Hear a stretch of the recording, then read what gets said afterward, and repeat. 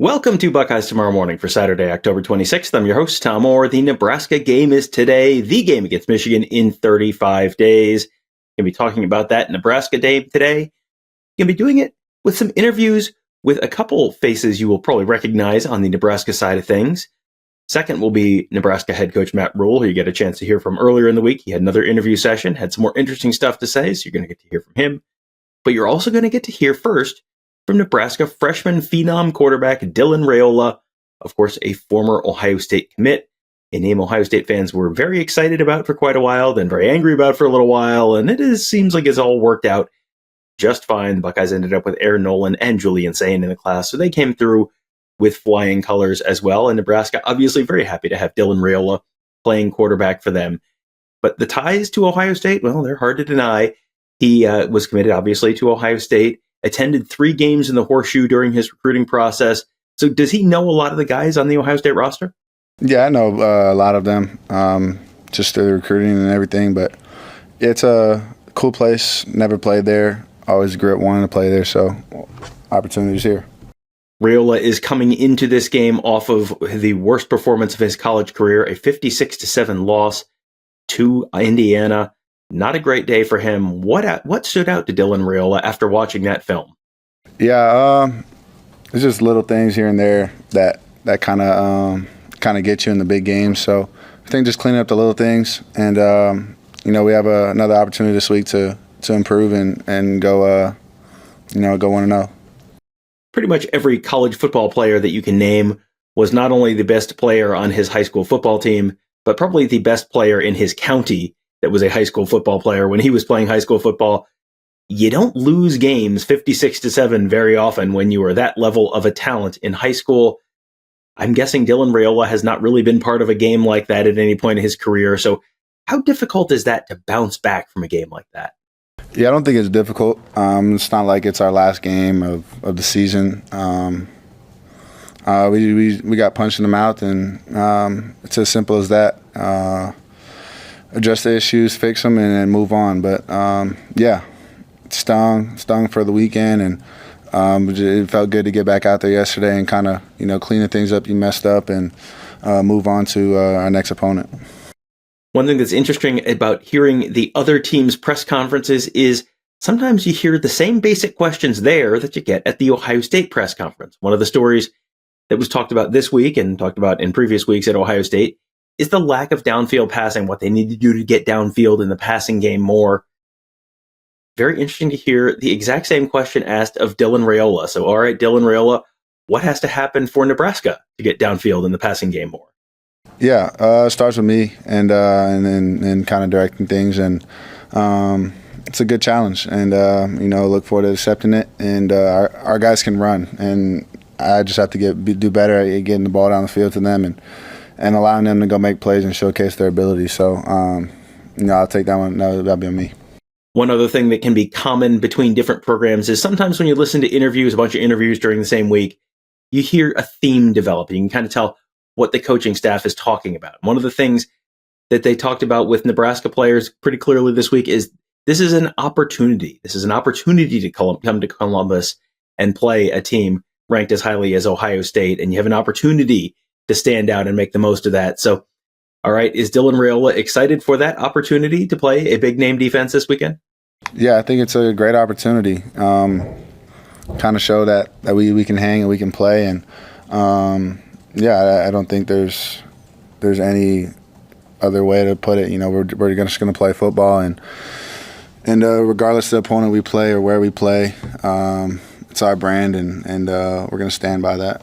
Now we'll move on to Nebraska head coach Matt Rhule. He is, as I said earlier in the week, always one of my favorite interviews at Big Ten Media Days. Gives you some real good, straight shooting answers. He was asked about what the Huskers did to get better in practice this week.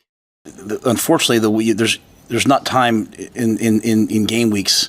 The opponents are too good in the Big Ten to have like these large philosophical, like kind of like what happened with Sat the other day. Like, I don't want Sat worried about the yards per play. I want him worried about blocking number 91 from Ohio State, right? So you have to be very in the moment. So it's, you can't really go out there and have these, hey, we got to fix it. You just go out there this week and say, hey, third down, what are they going to do? What are we going to do? So I think we had a really good week. some of the issues in the kicking game have been so glaring. Obviously, Sam, you have to kind of fix some of those things. But we've been working on those since over the bye week, right? Just constantly. But you also have to get ready for Ohio State and what they do. So there's not a lot of time, not a lot of reps, So, but I think at the end of the day, we put last week behind us. We move forward and we get ready for this amazing football team we're playing and this amazing opportunity to go on the road. And so I think we got better at a lot of things. The Buckeyes have a running back who is banged up in Quinshon Judkins. We'll see whether he plays on Saturday against Nebraska. The Huskers have a running back who's banged up as well, Ramir Johnson.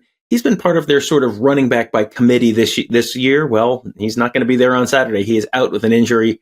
How will that impact things for the Huskers? Yeah, Ramir's a valuable player in every part of it.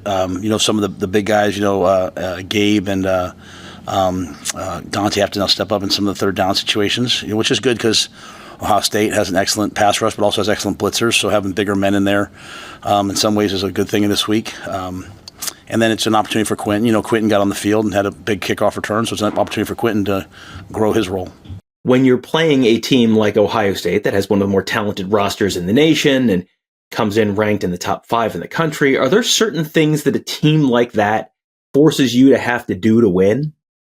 Yeah, they have no weakness. They have no weakness. Probably one of the best top 2 or 3 rosters in football. Great coaching staff, great schemes.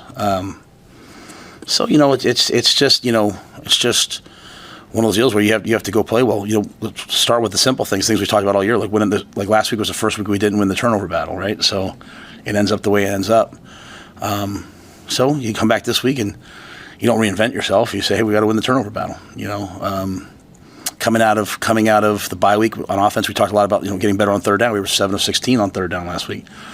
So I just think Ohio State's a great team. It's a great opportunity for our guys. We have a lot of really, really, really good football players. Guys are going to play for a long time in the National Football League, both seniors and freshmen. So you have a chance to go out and challenge yourself against the best and see where you are and develop it from there. So I don't think it's any one specific thing, Sam, other than we have to go play well.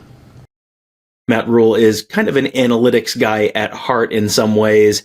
You see him going for it on fourth down a lot and doing a lot of the things that the math nerds will talk about is you've got to do this more and all that. And I raise my hand and say, yeah, that's my angle on a lot of this stuff as well. But is there something that he pays particular attention to from that analytics world? You're going to hear him, by the way, in this talk about EPA per play. That's something you've probably heard us talk about at some point in the past. That is expected points added per play. If you want to learn more about that, you want to see how that plays out, a great resource for that is GameOnPaper.com. All right, I know we've talked about that at some point in the past as well, but all right, here we go. Matt Rhule, is there something that you pay particular attention to when you're looking at those analytics? Yeah, I'm really more like down the Bill Connolly world of EPA and stuff like that, like just yards per game and things like that. I don't spend as much time on that maybe as I do some of the other things, but on defense havoc rate and things like that matter to me. So I'm really into that whole world. But that's more of like for me like a bye week postseason. Like, hey, to me when you're in the week, it's like, hey, how do I get this guy who's got a hurt ankle to block that guy? How do I get this guy? It's not Madden, and so, but in the off season, I think you build yourself around those things. Like, hey, we have to improve in these areas. The things in season we really, really spend a lot of time on, though, are, like things we believe in, like turnover rate and very, very simple things. If I had to pick one thing for us, as I said, like I think Steve Sipple asked me last week, it's just some more explosive plays. We'd like to have more explosive plays on offense. We have a lot of 8, 9, 10 play drives, and that's really, really hard to do over and over and over again. You'd like some, 4-play drives that result in a touchdown. And so that's where we've been lacking. That's where, we're trying to create them. And that's moving forward, something that we have to continue to improve upon. Mentioned earlier that sometimes you pick up a theme while you're listening to these press conferences from another school. One of the things, I actually didn't play this clip the first time on Tuesday, and then Matt Rhule got asked about it again later on in the week. So, okay, let's talk about perimeter blocking. That has been a big storyline in Lincoln this week. Is that a concern for the Huskers coming into Columbus? Yeah, I mean, we've challenged a lot. I think it's to the point of it's just reps. It's continued improvement. It's when you're struggling with something, you're not going to just necessarily always just change it, overnight. And it's not certainly for a lack of want to or will. So I think you have to just keep coming out every week. So we're doing way more of that live. We're trying to work on it just like we work on inside run and short yardage, and I think we're getting better at it. But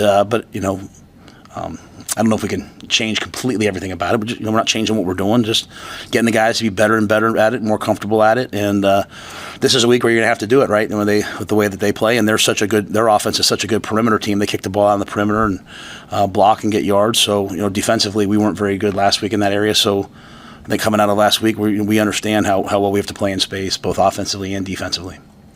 And finally, Ryan Day and Matt Rhule, they actually have a little bit of a common tie. They were both assistants under Al Golden at Temple for one season. Matt Rhule was asked about his ties to Ryan Day and any other coaches on the Ohio State coaching staff, and it turns out there are a bunch. No, I just have a lot of respect for Ryan. We're good friends. We were both young assistants together under Al Golden. I was a D-line coach. He was the receivers coach, and he left after 1 year, and we had a massive staff overhaul, and they asked Ryan to stay and be the quarterback coach. And thankfully, Ryan said, no, I'm going to go be the receiver coach at Boston College. And they moved me from the D-line to being the quarterback's coach. So it was a major break in my career. And, Ryan's done a fantastic job. We're friends. I went to their pro day a couple years ago when I wasn't in college. Justin Fry, their O-line coach, and I worked together at the second stint, when Steve Adazio came to be the head coach. He's a great friend of mine and a great coach, been everywhere. Tried to hire him when I was in the NFL, couldn't do it. Larry Johnson, their legendary D-line coach, was a position coach, was the D-line coach at Penn State when I was there. So there's a lot of ties to that team. They've done a great job. They're in the national picture, and it'll be a great opportunity for us to go play against them and for me to coach against them. Well, Matt Rhule and Ryan Day will renew their acquaintances at noon on Saturday. Buckeyes and Huskers kicking off at noon. We will be there for all your pregame coverage, all your postgame coverage at BuckeyeHuddle.com, as well as at YouTube.com/BuckeyeHuddle. It is also a very big recruiting week for the Buckeyes. Some very, very big names on campus, including 5-star 2025, newly reclassified 2025 defensive end Jakeem Stewart. A lot of interesting stuff going to be coming out this weekend on the recruiting front, on the team front, and all that good stuff. That is all going to be coming out this week at BuckeyeHuddle.com. We hope to see you there. That'll do it for today. Thank you guys all for joining us. Have a great day. We'll talk to you tomorrow.